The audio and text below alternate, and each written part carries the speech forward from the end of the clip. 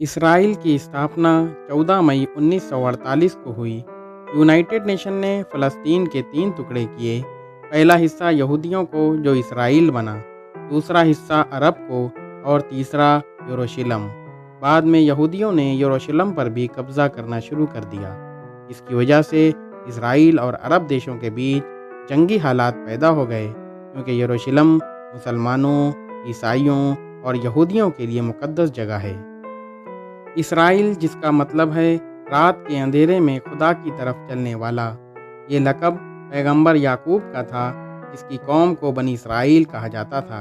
इसी मुनासबत से यहूदियों ने इस मुल्क का नाम इसराइल रखा।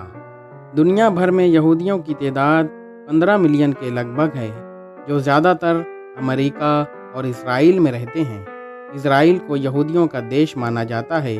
पूरी दुनिया में जहाँ भी यहूदी बच्चे का जन्म होता है, उसे इसराइल की नागरिकता मिल जाती है। वो कभी भी इसराइल आकर रह सकता है। यहूदी कैलेंडर के मुताबिक दुनिया ने 5780 साल पूरे कर लिए हैं और उनके अकीदे के मुताबिक दुनिया के खात्मे में सिर्फ 220 साल बाकी हैं। यहूदियों के लिए 6 का आंकड़ा बहुत अहमियत रखता है। उनका मानना है कि खुदा ने ज़मीन और आसमान को 6 दिन में पैदा किया और खुदा ने हफ्ते के 7 दिनों में से 6 दिन उन्हें काम करने की अनुमति दी है और 7वें दिन उनके काम करने पर पाबंदी लगाई है।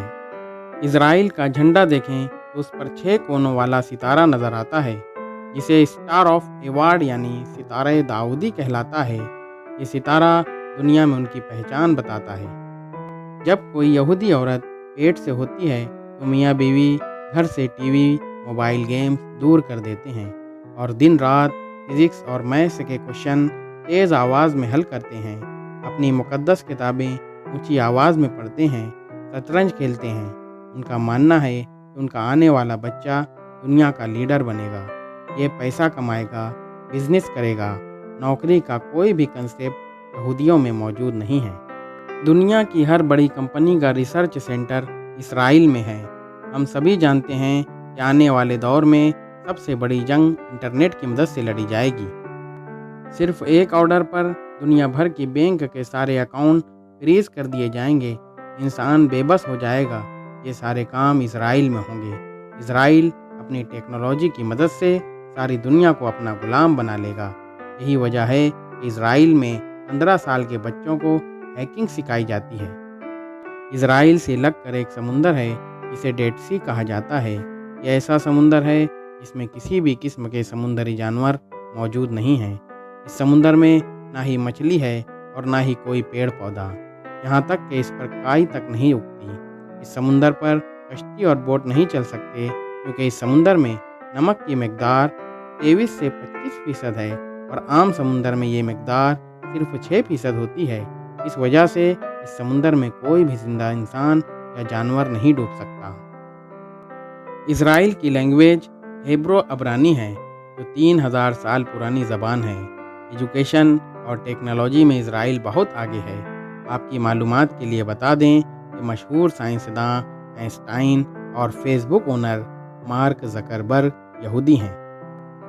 इसराइल की ताकत का अंदाज़ा लगाने के लिए ही काफ़ी है कि जब जून 1967 में मिस्र, इराक, सीरिया, जॉर्डन, लबनान और सऊदी अरबिया समेत कई मुस्लिम देशों ने एक साथ जब इसराइल पर हमला किया था, तब इसराइल ने सिर्फ 6 दिनों में सभी देशों को हराया था। इसी जंग में इसराइल एयरफोर्स ने एक दिन में मिस्र के 350 से ज़्यादा तैयारों को उड़ने से पहले ही तबाह कर दिया था और इसी जंग में इसराइल ने मुसलमानों के बैतुल मुक़द्दस पर कब्ज़ा कर लिया था। इस वक्त इसराइल के पास 1,80,000 मिलिट्री, 700 के करीब फाइटर जेट और 2,620 टैंक मौजूद हैं। इसराइल के तैयारों में F-16, F-15 और F-35 जेट मौजूद है, जो दुश्मनों को डराने के लिए काफ़ी है। इसराइल के पास 4.5 लाख रिज़र्व आर्मी हमेशा तैयार रहती है। उसके अलावा इसराइल की तमाम आबादी के लिए मिलिट्री ट्रेनिंग ज़रूरी है। इसके साथ ही इसराइल जंगी रोबोट, रात में दूर तक देखने वाली दूरबीन, जासूसी ड्रोन और दीवार के पार देखने वाली मशीनें खुद तैयार करता है। اسرائیل میں پانی کم ہے، اس لیے سولار انرجی سے بڑے پیمانے پر بجلی پیدا ہوتی ہے، اور پانی کم ہونے کے باوجود بھی اسرائیل نے ایگریکلچر میں کافی ترقی کی ہے۔ آپ کو جان کر حیرانی ہوگی کہ دنیا میں 2 درجن سے زیادہ دیش ایسے ہیں جو اسرائیل کو سرے سے ہی تسلیم نہیں کرتے۔ اسرائیل کے دوستوں میں برطانیہ، امریکہ، انڈیا اور سعودی عربیہ شامل ہے۔ اس کے علاوہ سیریا، لبنان، پاکستان اور ترکی کے ساتھ اسرائیل کے تعلقات ہمیشہ خراب رہتے ہیں، اور ایران وہ ملک ہے جو سرکاری سطح پر اسرائیل کے خاتمے کے در پہ ہے۔ یہی وجہ ہے کہ اسرائیل کو سب سے بڑا خطرہ ایران سے ہے۔